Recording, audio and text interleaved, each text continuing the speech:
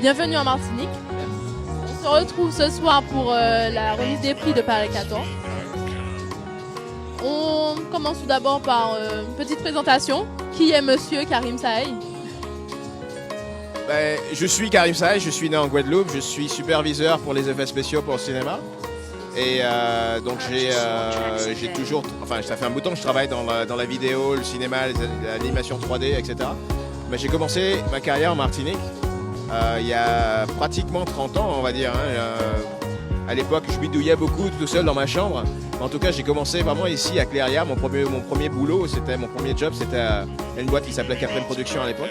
Et donc, au fil du temps, je me suis spécialisé dans l'animation 3D, dans les effets visuels. Et j'ai eu l'occasion vraiment d'apprendre énormément de choses ici en Martinique d'abord. J'ai travaillé sur la publicité, des films institutionnels, des documentaires, etc. Et donc, de fil en aiguille, je suis arrivé donc, à travailler sur des films et à me perfectionner, à apprendre encore beaucoup plus avec d'autres personnes. Et donc là, je suis de retour en Martinique pour premièrement faire un atelier avec des élèves de Parallèle 14 et participer à cette exceptionnelle, enfin pour moi je trouve ça absolument magnifique, cette première promotion, en fait la sortie de la première promotion d'élèves après 4 ans de Parallèle 14. On m'aurait demandé il y a 20 ans ou 25 ans si il n'y aurait jamais une école, enfin bon, l'idée d'avoir une école en effets spéciaux à l'époque n'était même pas conçue en fait, cette idée. Et de voir en fait que cette école existe maintenant, c'est vraiment merveilleux en tout cas. Et c'est vraiment avec plaisir, avec vraiment un immense plaisir que je me retrouve ici à partager un peu ce que je sais, avec ces élèves qui eux ont encore vraiment plus de pouvoir à aller encore plus loin dans leur carrière. Voilà. Vous nous avez dit que vous avez commencé dans votre chambre, mais d'où vous vient cette passion en fait pour les effets spéciaux? Cette passion pour les effets spéciaux, je dirais qu'elle est connectée à mon intérêt pour l'histoire, l'art en général. Et en particulier, en fait, je vais dire qu'elle a été initiée, cette passion, par la philatélie, tout simplement. C'est un peu bizarre comme histoire, mais c'est vrai. À l'époque, quand j'étais gamin, mon père recevait énormément de courriers de l'Union soviétique. Et j'avais commencé à collectionner donc ces timbres qui venaient de toutes les républiques de l'URSS à l'époque. Et ce qui était frappant par ces timbres, c'est la qualité d'illustration. Il y avait beaucoup d'art, de peinture, d'animaux, d'illustrations d'animaux, etc., de flore, de faune. Et donc j'ai commencé, si tu veux, à regarder un peu le monde au travers de ces lunettes un peu artistiques, si on peut dire ça. Et de là, j'ai commencé beaucoup à faire de photographie, bon, dans un premier temps plus des snapshots, enfin des images qui n'ont pas vraiment de grande valeur artistique. Mais de fil en aiguille, j'ai commencé à comprendre qu'il y avait un certain langage pour l'image, que ce soit une image qui soit créée par de la main, donc la peinture, la photo, enfin l'illustration, le dessin, etc. Et comprendre qu'il y avait un lien entre l'image artistique, la photographie et également le cinéma. Et donc j'ai commencé à m'intéresser un peu à comment, à l'époque, quand j'étais adolescent, comment utiliser donc l'ordinateur comme outil de création. À l'époque, il n'y avait pas vraiment d'école, il y avait quelques magazines, ça c'était dans les années 80, etc. Et de fil en aiguille, vraiment, cette passion s'est développée et j'ai commencé vraiment à m'intéresser au potentiel de l'informatique comme outil de création. Et bien voilà, de là, c'est parti comme ça. Donc cette passion est née comme ça. Et c'est cette passion qui m'anime toujours aujourd'hui de pouvoir créer, que ce soit en photographie, parce que je fais énormément de photographie, ou alors au travers d'effets spéciaux qu'on peut mettre en place pour certains films, certaines séries télé, etc. Donc voilà, ma passion, elle a débuté comme ça et elle continue jusqu'à aujourd'hui. Donc vous avez commencé depuis tout jeune, vous avez maintenant énormément d'expérience. Aujourd'hui, un jeune de 18 ans, de quoi doit-il s'armer pour réussir dans le cinéma? Je pense qu'avant tout, l'idée de réussir dans le cinéma, c'est un peu... oui, il faut tendre vers ça, par exemple, si c'est un média qui nous intéresse. Ben, je pense que la première chose, c'est d'avoir énormément de curiosité. C'est-à-dire que d'être curieux sur tout un tas de choses qui sont visuelles. Donc, comprendre la photographie, comprendre l'art, comprendre le langage d'image, comprendre la cinématographie, tout ce qui est le travail du cinéaste, par exemple. Et de comprendre qu'en fait, toutes ces disciplines, il y a un lien commun qui est le langage de la lumière, le langage de l'image.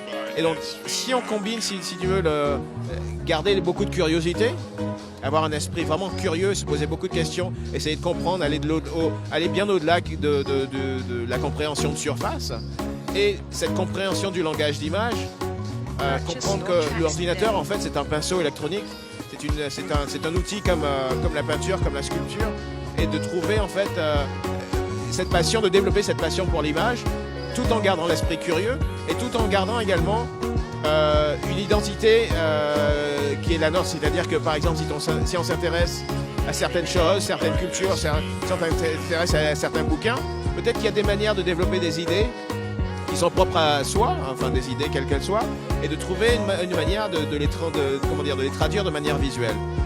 Donc le conseil que je donnerais aux gens qui sont jeunes, ce n'est pas simplement d'absorber simplement beaucoup d'images, de consommer beaucoup d'images, ce qui est très important également, mais c'est également de trouver en fait un langage commun à toutes ces choses qu'on consomme, YouTube, la télé, le cinéma, etc. Et de pouvoir développer ces idées à soi, tout en utilisant ces techniques dans cette optique-là. Voilà. Donc aujourd'hui, nous avons tous accès à Internet, à YouTube, des tutos sur plein de choses. Aujourd'hui, est-ce que apprendre de manière autodidacte est une bonne voie pour apprendre, pour réussir dans le cinéma? Ou alors, vaut mieux se tourner vers une école reconnue, l'école Louis Lumière et j'en passe? Même l'école Parallèle 14 en Martinique. Alors, c'est une très bonne question, c'est-à-dire que de toute façon, dans ce domaine, la création d'effets visuels pour le cinéma, la création d'animation 3D pour des films d'animation, la création d'effets ou en tout cas de technologies, de techniques pour les jeux vidéo. La réalité, c'est que tous ces trois domaines sont des domaines qui allient la technique, la technologie et l'artistique, mais également, ça s'inscrit dans un processus, c'est-à-dire qu'il faut pouvoir commencer un film, il faut pouvoir le faire, il faut pouvoir le terminer, ensuite le distribuer. Donc il y a aussi un aspect un peu, je dirais, un peu commercial. C'est-à-dire qu'il faut... Alors, pour revenir à ta question, est-ce qu'il faut simplement étudier par soi-même ou aller dans une école? Je dirais qu'à l'heure actuelle, quel que soit ce qu'on fait, malheureusement, il y a vraiment une logique économique qui va dicter le devenir de ce qu'on va entreprendre. Donc, on peut aborder la chose de manière complètement artistique et se dire, je le fais simplement par passion artistique. Par contre, si je veux en faire un métier, le métier va s'inscrire dans une logique économique.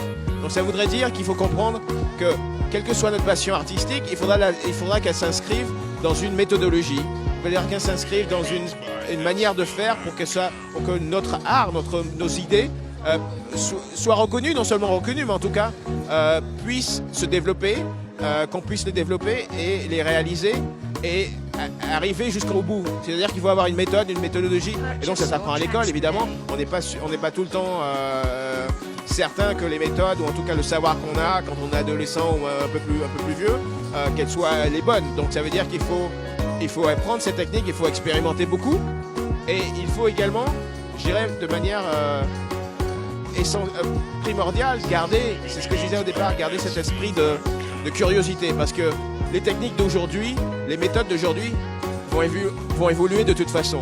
Les méthodes, quand j'ai appris de manière autodidacte, il n'y avait pas d'école, donc je fais comme ça. Mais si je devais apprendre maintenant, je sélectionnerais mon école, j'apprendrais des techniques modernes, mais tout en me gardant un esprit d'ouverture et de curiosité qui me rendrait plus, je dirais, ouvert aux évolutions qui, elles, sont très rapides et très profondes.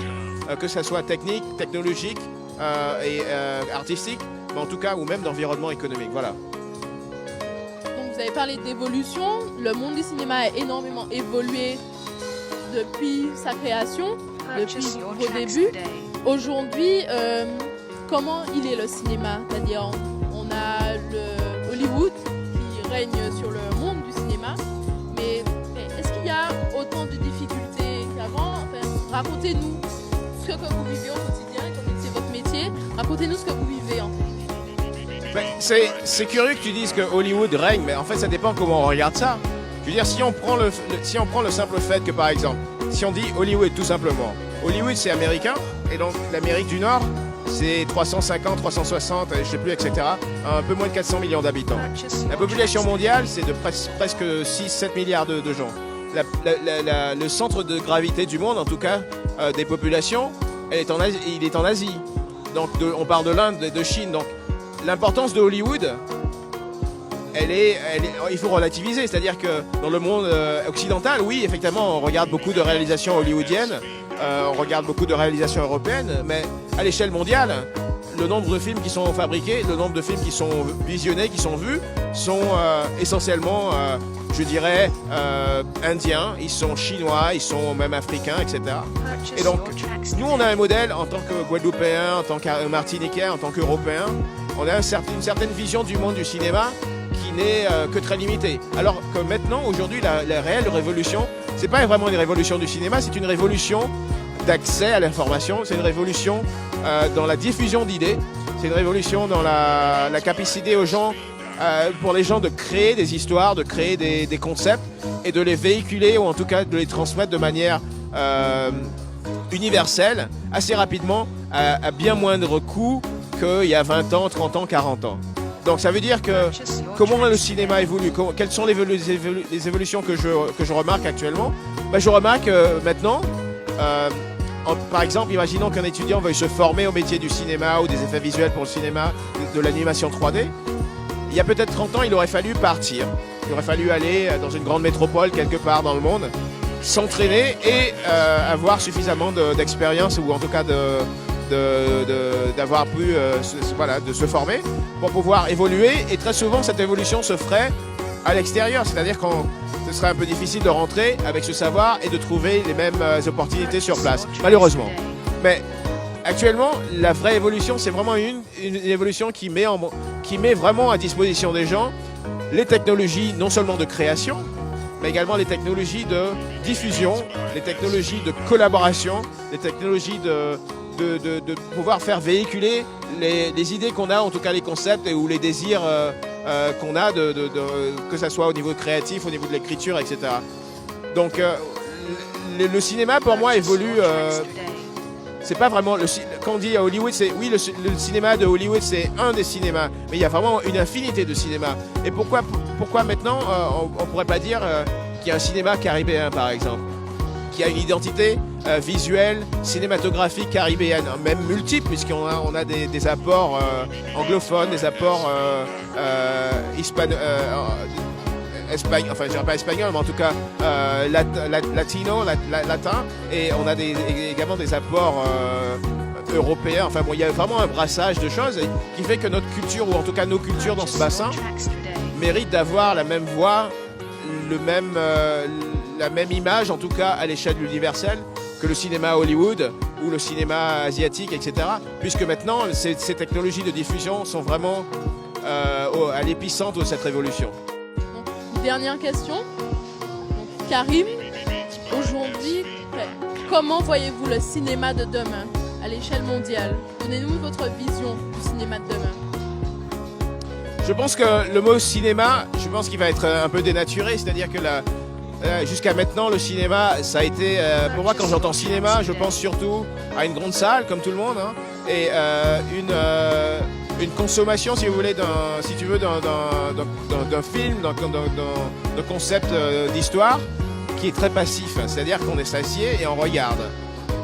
Je pense que les cinémas, ou en tout cas l'art de raconter des histoires dans le futur va évoluer, où les gens vont avoir leur mot à dire. C'est-à-dire que ça va être et ça a commencé déjà, hein. C'est pas simplement, je ne parle pas simplement de réalité virtuelle ou de réalité augmentée, je parle d'une vraie participation du spectateur, d'une vraie participation à celui qui choisit de consommer, en tout cas de visionner une histoire, à une participation de plus en plus directe de cette personne. Ça veut dire que les histoires vont être dynamiques, ça veut dire qu'elles vont être non seulement, elles vont pas simplement commencer à l'heure 0 et se terminer à l'heure 1 ou à l'heure 2 et puis voilà, on rentre chez soi. Ça va être des processus ça va être un processus de création, de participation. Et un truc qui s'inscrit, c'est quelque chose qui va s'inscrire dans la durée, c'est-à-dire que les histoires vont commencer à faire partie de notre mode de vie. On va avoir une vie normale, on va aller au boulot, etc. Mais on aura, si tu veux, je pense, on aura plus d'opportunités à créer des espaces d'expression qui sont au travers d'histoires, de films, etc. Mais des espaces d'expression qui vont englober ou en tout cas incorporer la participation de l'autre, qui vont faire que les gens deviennent beaucoup plus créatifs, qui vont pouvoir exprimer certaines idées qu'ils ont et des idées qui sont même qu'on ne pourrait pas forcément associer à l'art. Ça peut être des idées politiques même, hein, et on commence à le voir, où des gens, quel que soit leur milieu social, quel que soit leur mode leur éducation, etc., où il y a une espèce d'agrégation d'idées, des pôles d'idées qui changent, qui passent d'une zone géographique à une autre, etc. Bon, ça va être un peu dur de contrôler, mais l'idée n'est pas de contrôler le flot d'informations, l'idée est de libérer les idées, et de libérer la parole aux gens, et de faire en sorte qu'ils soient vraiment les acteurs de leur propre création, les acteurs de leur propre histoire, et que ces histoires soient partagées de manière beaucoup plus dynamique. On doit s'attendre à une nouvelle dimension dans le cinéma.